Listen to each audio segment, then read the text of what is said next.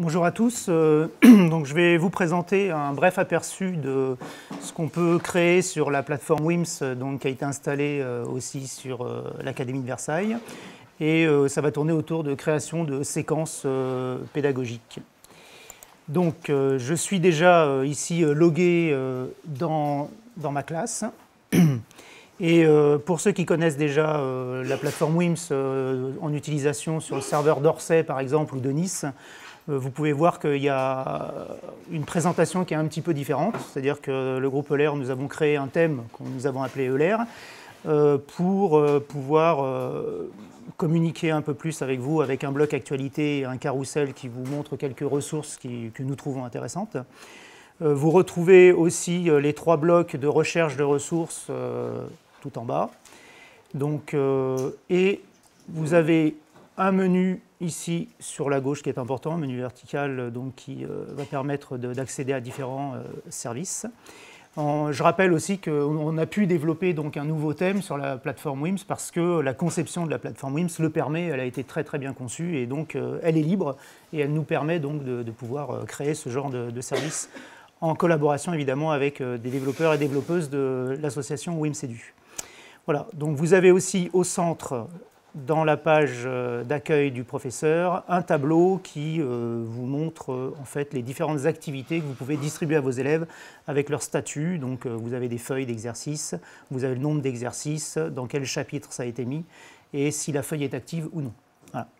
Donc l'objectif, ça va être donc d'aller créer une séance. Pour l'instant, on en a une qui est déjà prête, qui a été faite pour l'occasion. Donc vous voyez, on peut la présenter sous forme de séquence pédagogique. Donc ça demande un petit paramétrage, mais je ne vais pas trop rentrer dans les détails. Voilà.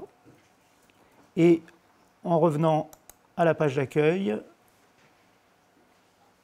il y a une chose qui est très intéressante sur la plateforme, c'est que vous avez la vue des participants. Donc vous pouvez à tout moment voir, avoir la visualisation de ce que voient les élèves en fait, dans leur espace, sans avoir besoin d'aller créer un compte fictif d'élèves.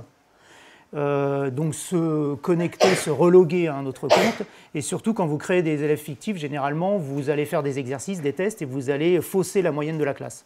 Là l'intérêt c'est qu'avec la vue des participants, vous pouvez voir ce que voient les élèves, faire tester les exercices sans que les scores impactent en fait la moyenne des élèves. Donc voilà ce que voient les élèves pour l'instant dans la classe.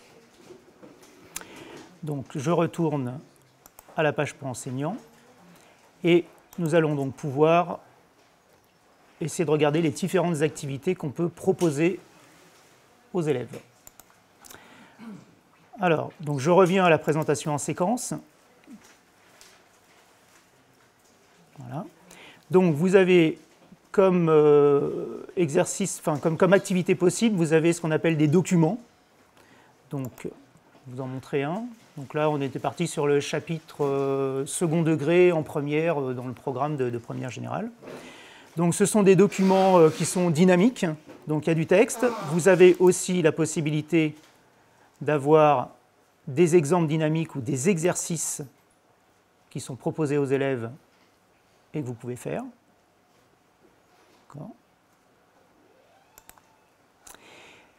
Donc vous pouvez passer à une page suivante, etc.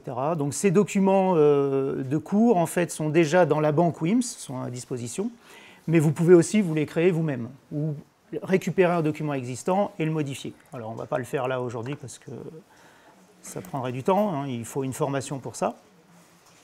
Donc voilà, première activité possible. Une deuxième activité possible qui fait partie des outils, c'est ce qu'on appelle le glossaire. Alors le glossaire, en fait, il y a une banque de glossaires sur la plateforme WIMS, et pour chaque chapitre, vous pouvez y associer des notions du glossaire. Donc là, sur le second degré, voilà, vous avez par exemple cette notion-là, etc. Vous pouvez vous en mettez autant que vous voulez, vous les associez à chaque fois dans la page. OK. Autre type d'activité, c'est ce qu'on appelle les feuilles d'exercice.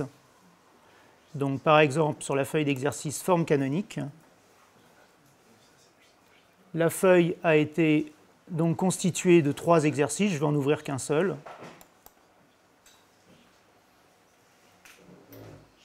Voilà. La forme des exercices, en fait, va être différente selon la personne qui a codé l'exercice. Il faut savoir que cette plateforme, elle est collaborative. Les développeurs et développeuses de ces exercices sont de tous horizons, donc vous n'avez pas forcément à chaque fois la même forme d'exercice qui va apparaître. Certains vous donnent des indications, voilà, pour les élèves. Et lorsque vous êtes logué côté prof, vous voyez, vous avez ici un bouton « Insérer les bonnes réponses dans les champs ». Si vous n'avez pas envie de chercher, ou mettre une bonne ou une mauvaise réponse, vous pouvez, en tant qu'enseignant, enseignante, remplir les champs directement par les bonnes réponses et voir ce que l'exercice va vous répondre. OK ? Bon, je ne vais pas finir l'exercice, je reviens à la feuille. Donc, comme ça, vous pouvez en mettre autant que vous voulez, autant d'exercices. On va voir après, tout à l'heure, comment on fait pour remplir une feuille d'exercice. Je reviens à la séquence. Et dernier type d'exercice possible, ce sont les examens. Donc les examens, ce sont en fait des... Alors on propose aux élèves en fait des examens en temps limité basés sur des feuilles d'exercices déjà activées. Alors là, je suis obligé d'aller dans Vue des participants vous voyez, pour que vous puissiez voir ce que ça donne. Donc voilà ce que verront les élèves. Ils auront donc pour cet examen par exemple 30 minutes pour le réaliser. Ils doivent faire à chaque fois chaque exercice et ils ont le droit qu'à une seule tentative. D'accord ?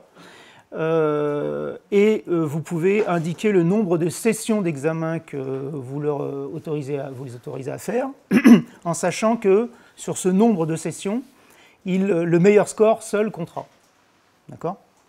Voilà, donc si j'ouvre par exemple le premier exercice de la feuille d'examen, ben, vous allez retrouver les exercices qui étaient présents dans la feuille. Donc l'idée c'est de les interroger, de leur faire un examen sur des exercices qu'ils ont déjà fait dans des feuilles. D'accord ?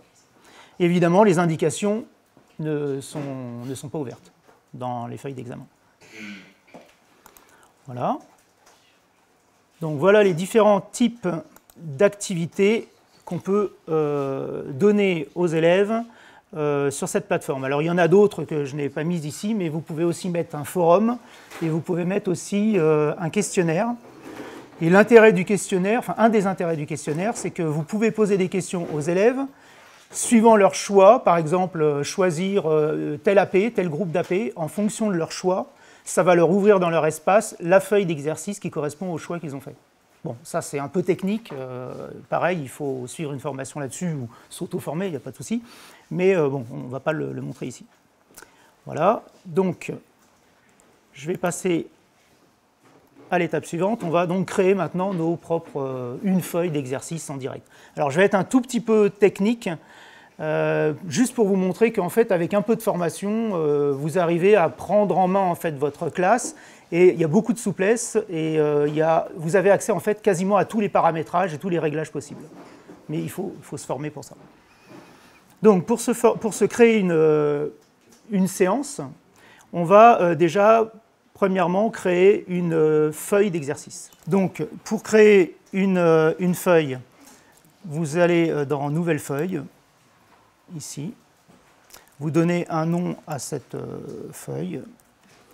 Mode génération, par exemple. Voilà. Bon, vous pouvez mettre ici texte d'explication, des commentaires. Bon, le fond kaki va sauter à la prochaine release. Hein, c'est un petit bug de notre part. On avait oublié de retirer la couleur pour débugger. Et puis, donc, vous avez ici pas mal de réglages à faire. Je ne vais pas rentrer dans le détail, mais n'hésitez surtout pas à aller cliquer sur les aides qui sont bien faites et qui vous expliquent un petit peu comment tout régler. Okay ? Donc, je vais enregistrer cette feuille. Je vais revenir à la page d'accueil. Et sur la page d'accueil, je vais voir dans le tableau qui est ici, que j'ai une feuille numéro 4 qui s'appelle mode de génération, qui pour l'instant ne contient aucun exercice et qui est en préparation. Alors, une première façon d'aller chercher des exercices, là je suis dans une classe que j'ai mis en niveau première, c'est de passer par les programmes officiels. Voilà. Donc les programmes officiels, c'est un service qui existe sur la plateforme WIMS depuis pas mal d'années, mais qui avait été un petit peu abandonné parce qu'en fait il faut le maintenir à jour et bon. Et quand le groupe Euler a dû, quand le secrétaire général a décidé il y a 3 ans que nous passerions sur la plateforme WIMS, on est tombé donc un peu par hasard sur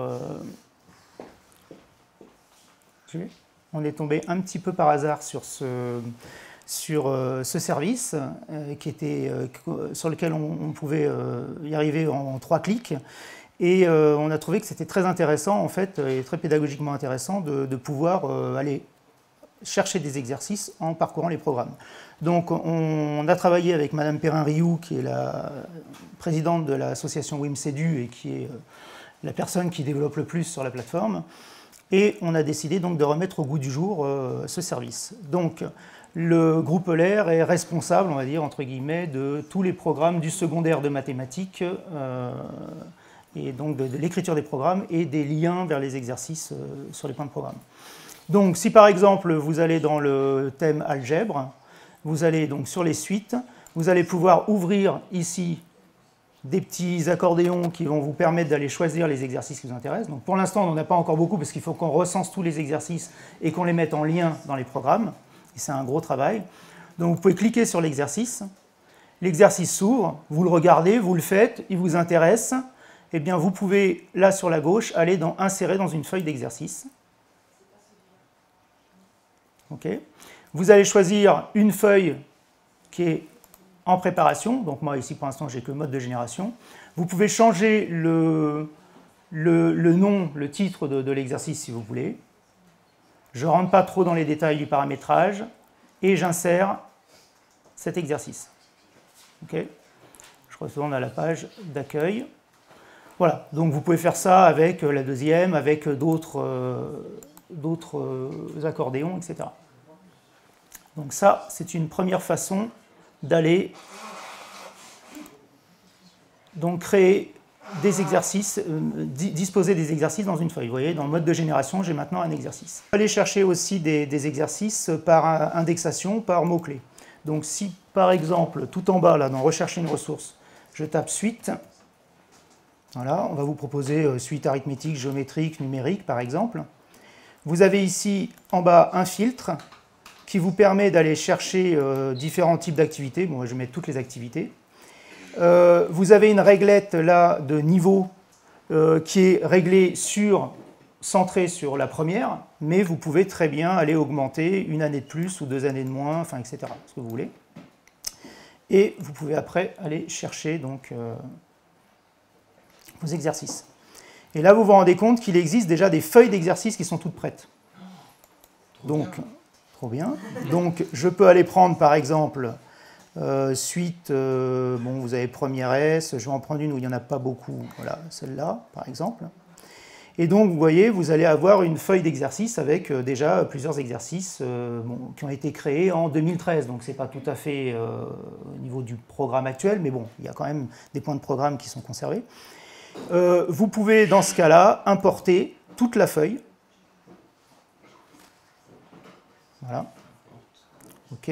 Vous pouvez donner un titre à cette feuille d'exercice. Je vais laisser ça. Vous pouvez mettre des explications, laisser celles qui y sont déjà. Je ne gère pas tout ça et je vais enregistrer.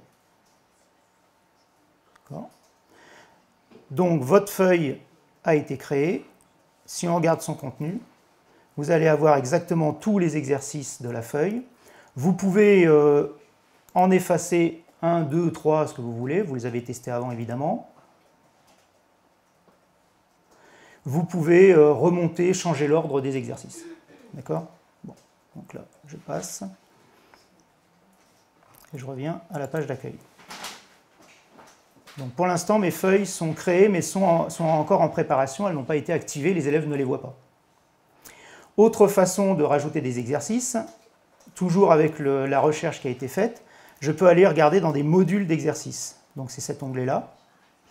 Et par exemple, je me suis rendu compte qu'il y a un exercice qui n'était pas dans la feuille, c'est suite de figures géométriques. Donc je tombe dans le module. Le module, c'est un ensemble d'exercices. Et celui qui m'intéresse, suite linéaire. Donc il y a plein de paramétrages, dont des paramétrages experts, mais ça sera pour une formation. Je vais au travail, je regarde l'exercice. Il me plaît. Je vais à gauche ici, insérer dans une feuille d'exercice. Et je vais pouvoir aller compléter, par exemple, la feuille mode de génération d'une suite. D'accord? Donc, suite linéaire. Vous pouvez mettre une icône ou pas, et j'insère. D'accord? Donc, voilà la deuxième façon d'aller d'aller créer une feuille d'exercice. Troisième façon, vous pouvez, en fait, rajouter dans une feuille ou créer une feuille à partir d'exercices que vous avez créés vous-même. Donc il faut savoir que toutes les ressources sur la plateforme WIMS, elles sont libres. Vous pouvez récupérer le code, la retoucher. Donc la retoucher, par exemple, vous trouvez que la consigne est mal posée, vous la changez. Mais vous pouvez aussi retoucher carrément la génération aléatoire des datas. Et dans ce cas-là, il faut vous mettre au code WIMS. Bon. Et là, il y a plein d'aides là-dessus, il y a des documents, etc. Mais au moins, vous pouvez retoucher une consigne et rajouter juste une phrase ou deux. Donc, pour l'occasion, j'en ai créé une ici. Donc, je vais revenir dans la feuille mode de génération. Et dans le contenu de la feuille, dans l'onglet, tout en bas, là, vous avez quelque chose qui s'appelle « Piocher parmi les exercices de la classe ». Bon, là, dans cette classe, j'en ai qu'un exercice. Suite de Syracuse, je vais le prendre, ça tombe bien. C'est dans la troisième colonne des programmes de première, comme exemple. Je la regarde, je vois si elle me plaît, mais bon, c'est vous qui l'avez créée, elle vous plaît. Voilà, donc on a utilisé une librairie JavaScript qui permet d'avoir un rendu assez sympa et surtout qui permet de faire de prendre une capture juste de la figure. Et vous pouvez l'insérer dans la feuille d'exercice comme vous l'avez fait tout à l'heure, donc dans mode de génération. Si vous aviez plusieurs feuilles en préparation, vous allez les chercher là, okay, et vous insérez.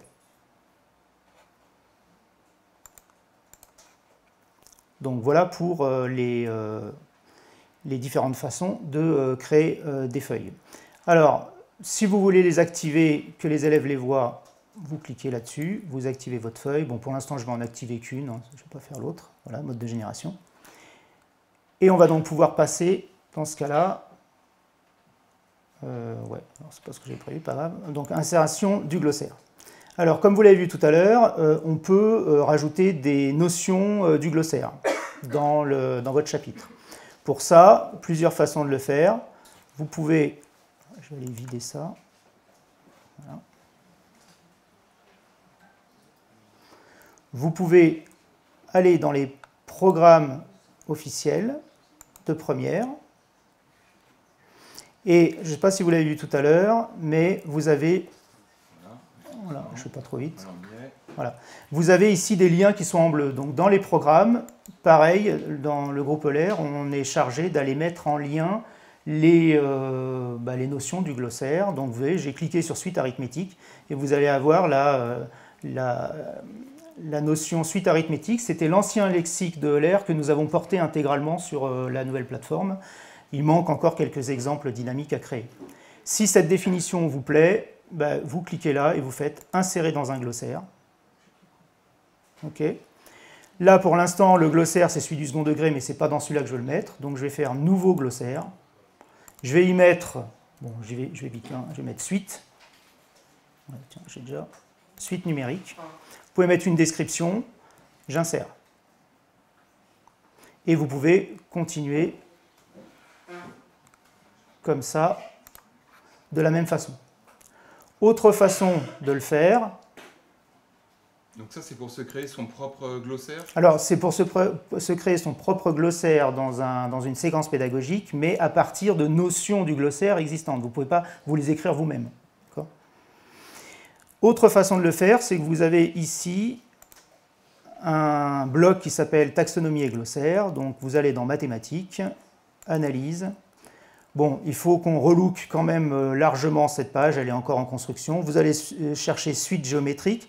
Alors, évidemment, ce n'est pas dans l'ordre alphabétique, c'est dans l'ordre alphabétique, pour l'instant, des noms de fichiers écrits en anglais. Donc voilà, il faut penser à commencer.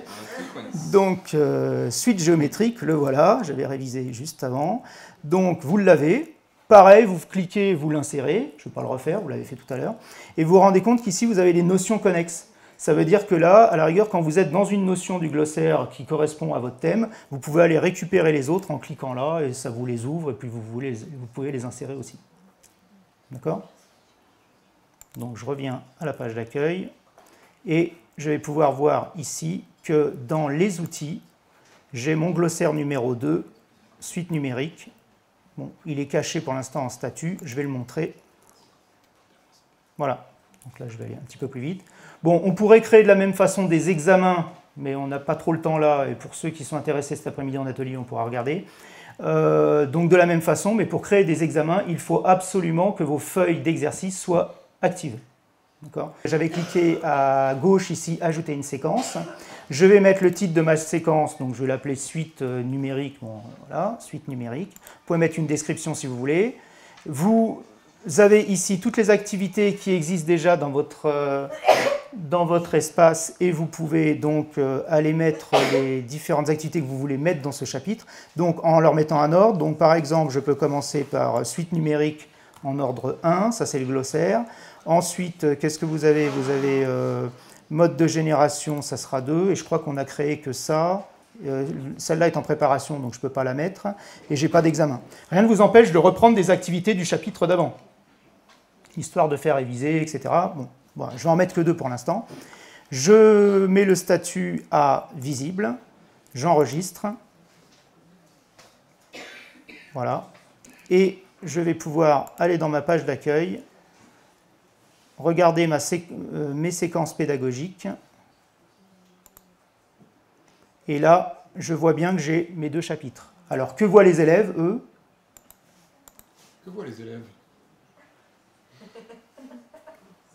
Les élèves, donc je vais dans Vue des participants.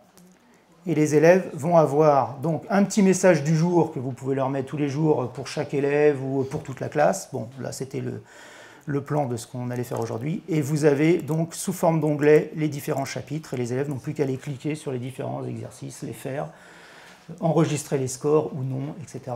etc. Voilà. Donc bon, c'était un aperçu très très rapide de ce qu'on pouvait faire, rien qu'en création d'activités et comment distribuer le travail aux élèves sur cette plateforme WIMS.